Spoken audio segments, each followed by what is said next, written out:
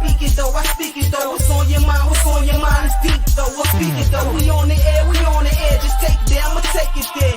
Hold up.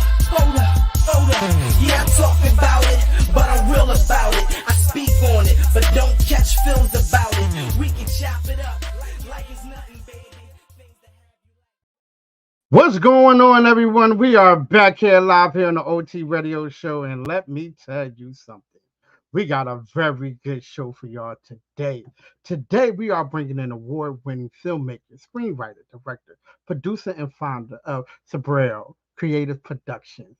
And right now, we have her here. She's going to chop it up with your boy OT.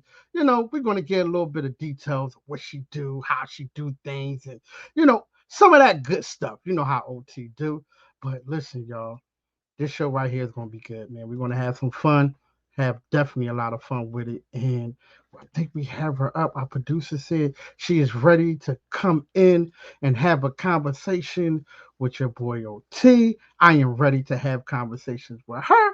So let's go ahead and bring on award-winning filmmaker, screenwriter, director, producer, and founder of Cebreiro Creative Production. Here, Miss Katrina is joining us here live here on the show. Hello. How are you doing today? I'm doing excellent. Thank you for having me. I'm excited to be on your show and honored.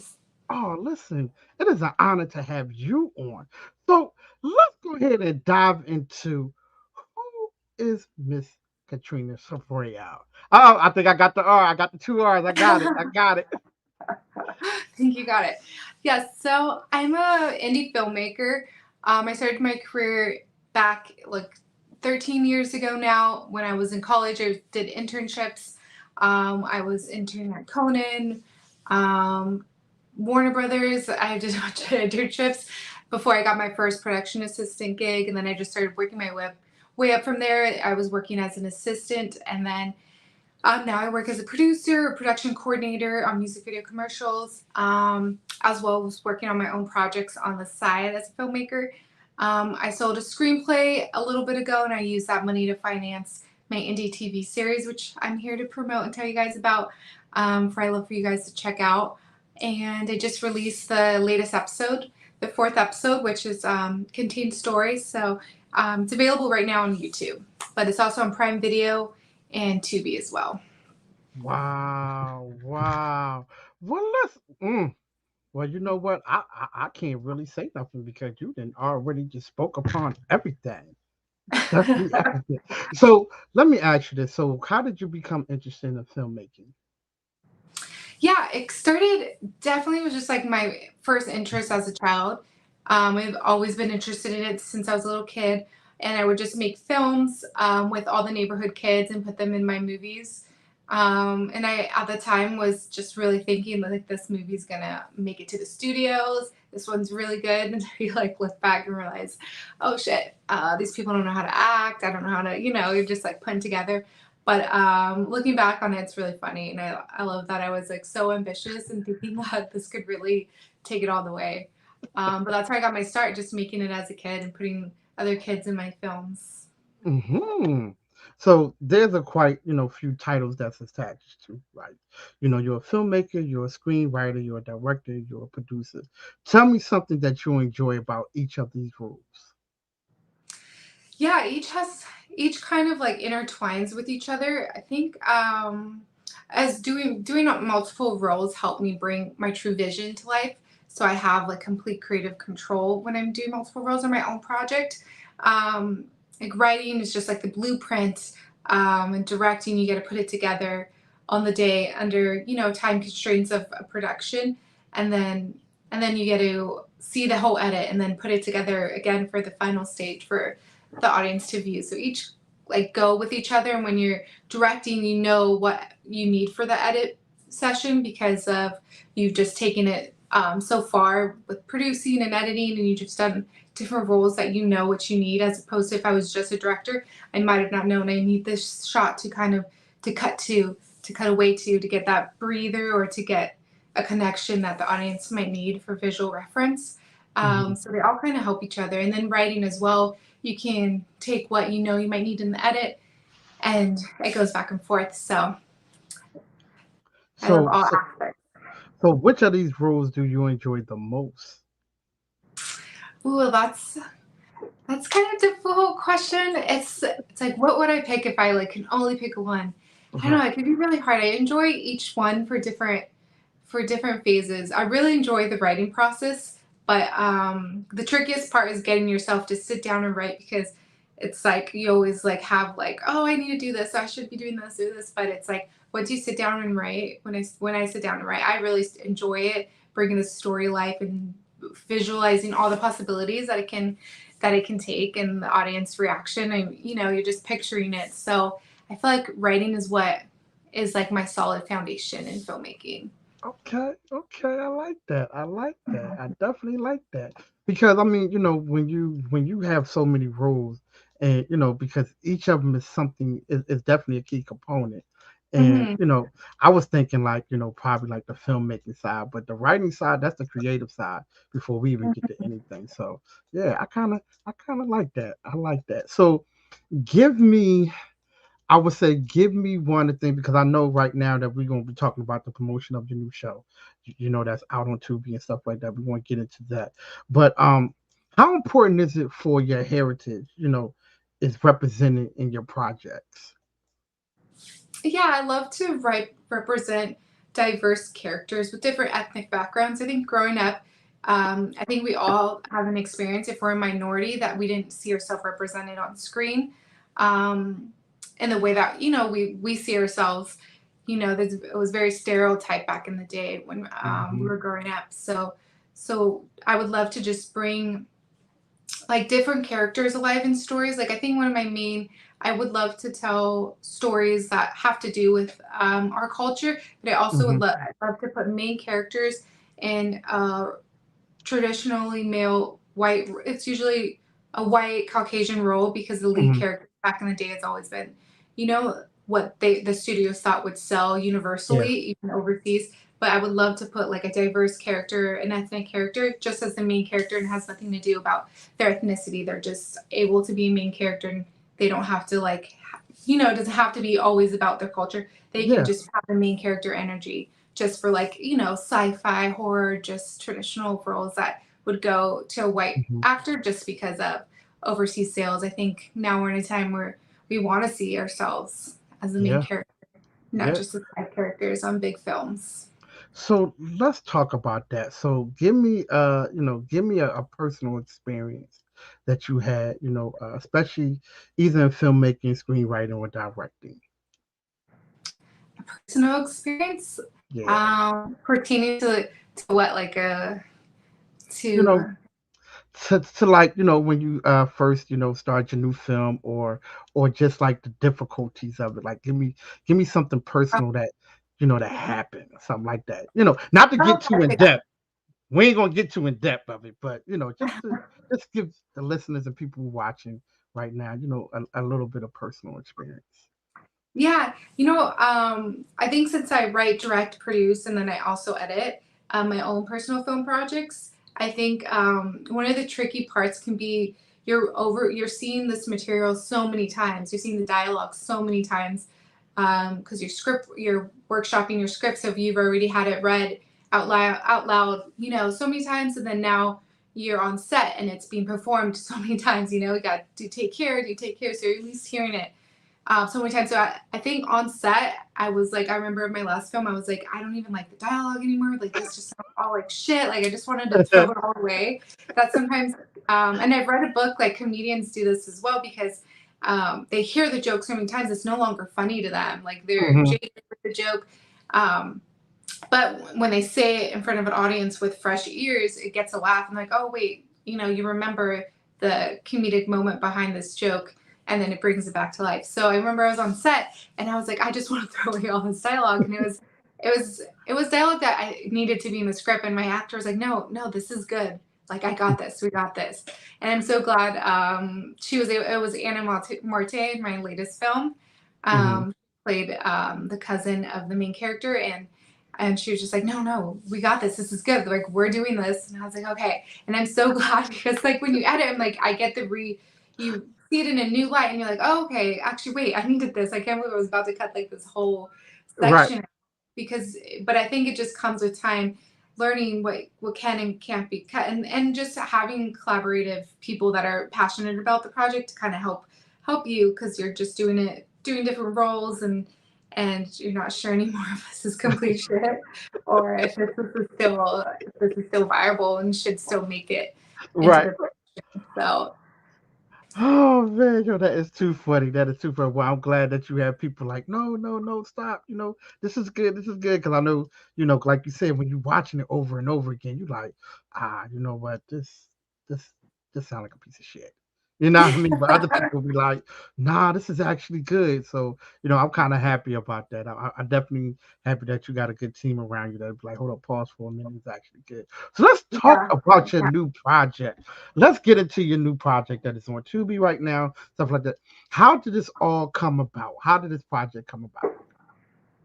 Yeah, so at the beginning of 2020, I finished a deal. I finalized this deal and was able to finance my project. So I decided to use the funds towards financing an indie TV series with contained episodes. It's an anthology series, which means each episode is a contained story as opposed to like an overall series arc. So with each episode, I get to tell a new story, which I really enjoy because I feel like I have so many stories in my head that I feel like waiting to do a feature length film. A feature length film can take quite a long time because it's a longer project, and it's just one story I get to tell. So with this, I decided instead I'm doing a traditional feature film for an indie filmmaker. I decided to do a TV series so then I can tell different episodes, different stories with each episode, and be able to get those out to the audience.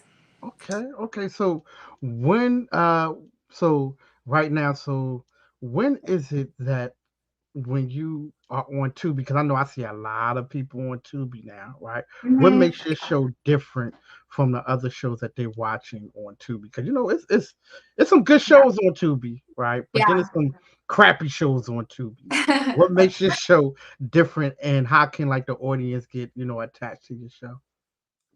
Yeah, I feel like my show's different because I do have the restraints of a budget with indie filmmaking, but I think sometimes with restraints come creativity as Hmm. opposed to big studio films that is currently lacking. I think the creative storytelling aspect is lacking in studio films. They like to repeat concepts that did well before. That's why we see so many remakes as opposed to original concepts. So I think what they can get out of watching my TV series is new, unique concepts that they can enjoy and use escapism and even relatability, because each character, even though some of the stories are really fictional, I think that there's something relatable that the audience can get away from it as well. I love that. I love that. All right, now OT. I always throw side questions out here, right? Always those side questions. 'Cause that's Okay. how I am, right? So, give me the first movie you fell in love with. Ooh, everyone. Okay, so this is like a funny question because in film school, you're always like, okay, there's that question. Oh, what's the film that got you into filmmaking? What's like the film Hmm. that you knew you wanted to do filmmaking? And my response is always like gets met with a lot of criticism Hmm. and jokes.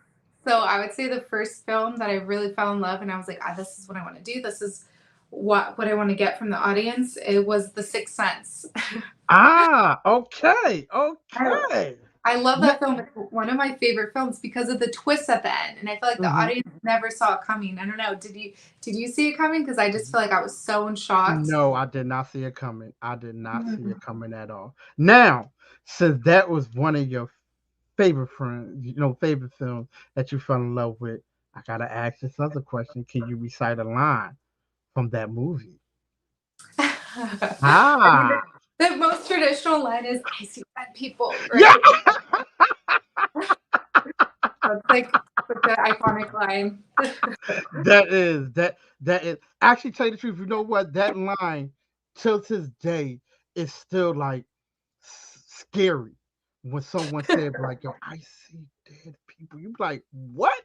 Like that line is still to this day. It's still one of the best lines out there in film, definitely. So, where can people find you at on like social media and stuff like that? Because you're doing some big things, and that's That's one of the questions. The second question is, what is going to be going on? Like, what do you have new for 2024? Because 2023 is almost over.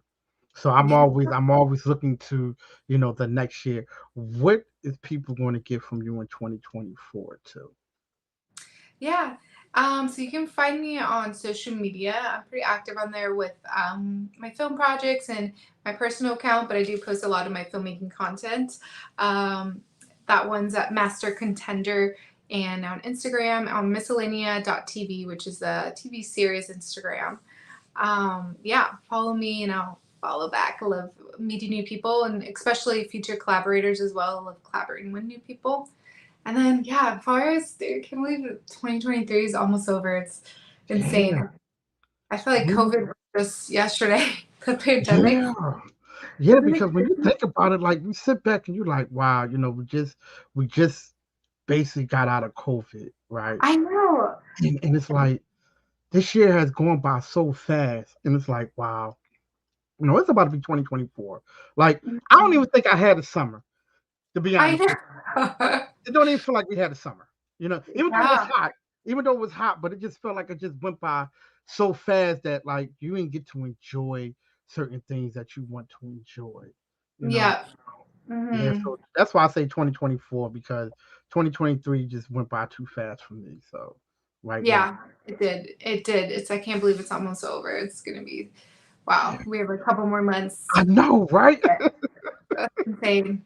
It's like you got to already start planning for the next year. But for the Yeah. next, currently developing a feature film project, Okay. some producers. So I'm excited about that and see where that can go. And also, I definitely want to do another episode in my indie TV series, a whole other season. So Hmm. that's the plan for the Okay. future. Okay. So let me ask you a question. You being a filmmaker, producer, and director, how do you scout talent?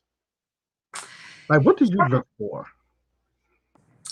I definitely, for me, I love working with actors that are trained or just very passionate about pursuing the art of acting.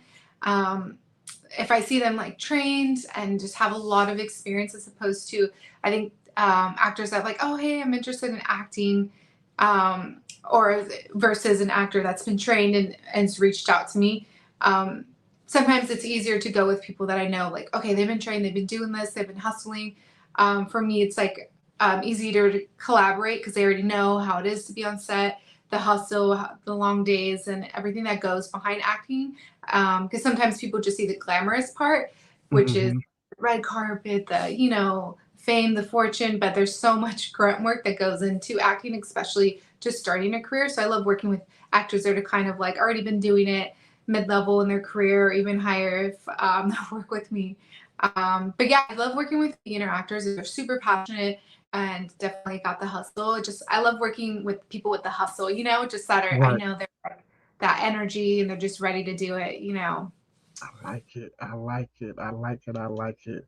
Well, look, I'm definitely happy that you joined me here on the show. I appreciate you so much. You gotta come back. You have to come back to, definitely tell us, some more stuff that's going on in 2024 and in 2023 too, because I know, your show is on Tubi and the series is on there, but I know you got some other things that's going to be popping off in 2023 too. So I know there's some things that's going to be going on. So if you want to give us a little scoop about that, because I know I went to 2024, but I know you still got some things going on in 2023. You want to talk a little bit about that? We here. Yeah. So I just released, I did like a secret drop and released the fourth episode via YouTube, my miscellanea.tv YouTube channel, for the fourth episode of the series. And it's been getting some views I'm excited about. It's called Inheriting Hood. The poster, oh no, right there. Yeah, poster's right there. Starring Gloria Ines and Anna Marte. Yeah, so check it out on YouTube. It's about a girl who gets jumped and Hmm. then reconnects with her cousin from the hood in order to retaliate. Um, Mm. Really good, interesting. Interesting. Interesting. Let's dive in that a little bit. That's very interesting. So, uh, how did you come up with that concept? What was going through your creative mind? when this came Yeah. out? That concept came to me a while ago, and I've been trying to work with it. This one is drama, has a little bit of comedy, but I just like it comes with different mini inspirations behind it. I think with us being minorities, we've been, one of the inspirations, like we've been kept down for generations in this Hmm. country. So now we're finally seeing opportunity, and our families can create generational wealth for future generations. So now there's like a little bit of divide. Some families are making it out of the hood, as opposed to like we have some family that's still in the hood, that's still trying to get out. Hmm. And the different mindsets that come with that. And with this one, this character, the main character, she's like comes out of the hood. She's middle class. She grew up middle class. Her dad was from the hood, and her cousin, stayed in the hood, but she didn't get to talk to her cousin as much. So because she was jumped, she's now wanting to find a new version of herself, because her former self was no longer serving her, because she was jumped and taken advantage of, and now she feels humiliated and vengeful. And Hmm. so she reconnects with a cousin because she values her cousin's, what her cousin brings to her personality, her toughness, her grit. So she connects with her cousin in order to retaliate against the people that jumped her. But then she learns, the grass, or I guess I can't spoil it for you. Yeah, Like, yeah, yeah, yeah, yeah. No, please don't spoil that one right there, because we want people to go ahead and watch it on YouTube. Definitely watch it on YouTube to go check it out, because we don't want the spoiler alert. No spoiler alert. But I wouldn't mind if we get enough people to view it and they would like to ask you questions. I wouldn't mind bringing you back on, I and would they love, would love to see you and you yeah. answer some of their questions. So And yeah, yeah. I think the part that stuck with me too is like there's always visual points that stick with you in a story, and Hmm. I feel like we all know somebody that maybe pretends to be part of something they're not. Like they try to pretend to be something they're not, Yep. and I have somebody that in my life that pretends to be more hood than they are, and it's like what happened to this person where they want to pretend like they're from different economical standing when they have come from a higher economical standing. That's almost insulting a little bit, Yeah. but also a little bit comedic, like too. So I wanted to bring those comedic points to the story. So yeah, that's why I wanted to tell this story, and I hope I've been getting a lot of good feedback. So I'm excited for it to reach a bigger audience. Yeah, definitely, definitely. Well, we want to encourage everybody to definitely watch it on YouTube, and we get a whole lot of views that people can come ask the director and the screenwriter the questions and everything. I think that'll be good. I think that would be real good. That'll be real good to have you Thank come on you. and have people just start asking you questions, because with that movie you can actually think about that's what's going on today too, right? You have a lot of people from that's not part of that economical background, but they trying to portray like they are, Yeah. and that's going on right now today. So I think that's a definitely a good movie, definitely a good twist to it too. But we don't want to give everybody all the information. Well, look, thank you, thank you, thank you, thank you. I definitely appreciate you. I enjoyed the conversation with you today here on the OT Radio Show. You got to come back on. You are now part of the family. So, like we always say, welcome to the family. Welcome to the family. So now you like my cousin. So what's up, cuz? How you doing today? How you doing? Now hold up. I gotta ask this question, right? Because I'm a sneaker guy. Are you a sneaker woman? I do like sneakers. I'm when I go out, I like to put on sneakers. I think but if I had to pick anything, I would be barefoot. I'm a barefoot queen. I will walk barefoot anywhere, and people are embarrassed with how often I like to go barefoot, but I don't know, when I was a kid, I just always went barefoot. My parents never pushed me to wear shoes, so if I had to pick any, barefoot, but then sneakers, yeah. Okay, okay. So what kind of sneakers? Um, I have Air Force Ones and then Mm, some mm, Nike mm. shoes I wear. So like the There we only go. ones I wear. There we go. The Air Force One woman. Yes, yes, yes. I love it. Are they comfortable? Because a lot of people say they're not comfortable. A lot of people say they are comfortable. What They're is your forte? they're so, I don't know, I think they're so comfortable. I wear them on set, and set Hmm. we're on our feet for 14 hours a day, and they're more comfortable because sometimes I try to wear running shoes to see if that'll help my feet. But no, Mm-hmm. the Air Force Ones always like last, and they're really comfortable for my feet. So I think they're really extremely comfortable. See, But yep. 98% of people say they are comfortable, and I don't know what's going on with the 2%. The 2% must not, we don't know what's going on with them. But yeah, Air Force Ones are very comfortable. So look, once again, welcome to the family. Thank you for joining us here on the show. Make sure you go ahead and tell everybody all your social media handles and your website one more time. yes, find me at Master Contender at Instagram. That's Master and then CON10 for 10. So 10 and then DER. And then you can find me on my website, katrinacebreiro.com, and miscellanea.tv for YouTube, Instagram, or even on the website, miscellanea.tv. There it is, y'all. There it is. Well, right now, y'all, we definitely appreciate you joining us here on the show. We love you. You got to come back. Give us a little bit more stuff of what's going on with you when you drop your new stuff. Come on back, have this conversation with us. And like OT always say before I get off, when someone asks you how you doing, you tell them you're doing better than yesterday. So there it is, y'all. We love y'all. Next week, Friday. Well, I got you on the air too. But next week, Friday, I am doing a safe space for men. That means that I am bringing on a therapist to have conversation with the men. So, brothers, if y'all going through something mentally, physically, or spiritually for 2 hours, he will be here to answer all y'all questions and give y'all insight on anything that y'all going through. Because y'all don't like going to therapy. Ladies, y'all love going to therapy. I don't know why, but y'all love to go to therapy. Us men, we don't like sharing our feelings. So now I am giving the safe space next Friday for everybody to join us here on the show to talk about things that we go through. So appreciate y'all. I love y'all. Miss Katrina, thank you again for joining me here on the show. I definitely appreciate you. Welcome to the family, cousin. You know what I mean? So now you are now the cuz.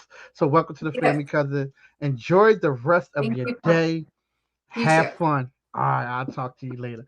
Oh, y'all, good show again, everyone. Very good show again. Today we have Miss Katrina Cebreiro here on the show to talk to your boy OT, award-winning filmmaker, screenwriter, director, producer, and founder of Cebreiro Creativity Production. She joined us here. Make sure y'all go ahead and follow on all social media platforms. Check out that YouTube, y'all, for we can go ahead and bring her back and y'all can have conversations with the director. Wouldn't that be good for y'all to have conversations and enjoy all the moments and actually be up close and see the director, see the screenwriter, see her live in here. She can answer some of y'all questions that y'all have. All right. So I love y'all. Y'all be good. Remember, the NFL is here. Yes, ladies, I'm sorry.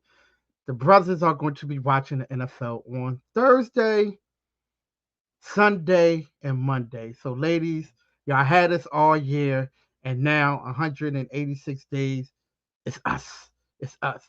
OT is going to his draft, his NFL fantasy draft. Yes, I am in a fantasy draft, so I'll be doing my fantasy draft tonight, getting ready, having some fun. But once again, y'all, we definitely appreciate y'all for joining us here on the show. Make sure you follow us on all social media platforms. That is all up tight. Thank you for watching us here on the OT Radio Show. Love y'all. Y'all be good. And we will see y'all later. Peace.